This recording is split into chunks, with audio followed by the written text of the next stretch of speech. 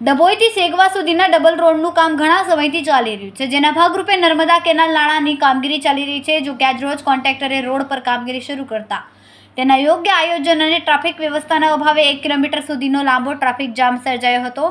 ડભોઈ રાજપીપળા માર્ગ પર અવરજવર કરતા અનેક લોકો આ ટ્રાફિકમાં ફસાયા હતા અને તેમને કલાકો સુધી રાહ જોવી પડી હતી. કોન્ટ્રાક્ટરની બેદરકારીના સામે લોકોમાં રોષ છે. સૌથી ગંભીર બાબત એ છે કે રોડ પર કામગીરી ચાલુ હોવા છતાં પણ કોન્ટ્રાક્ટર દ્વારા વાહન ચાલકોને વૈકલ્પિક માર્ગની જાણ કરવા કે ટ્રાફિક નિયંત્રણ માટે કોઈપણ જાતનું સૂચના બોર્ડ કે બેરિકેડ્સ પણ મૂકવામાં આવ્યા નહોતા. કોન્ટ્રાક્ટરની આ બેદરકારીના કારણે વાહન ચાલકોને પારાવાર મુશ્કેલીનો સામનો કરવો પડ્યો હતો. ટ્રાફિકમાં ફસાયેલા લોકોમાં કોન્ટ્રાક્ટર અને તંત્ર વિરુદ્ધ ભારે રોષ જોવા મળ્યો.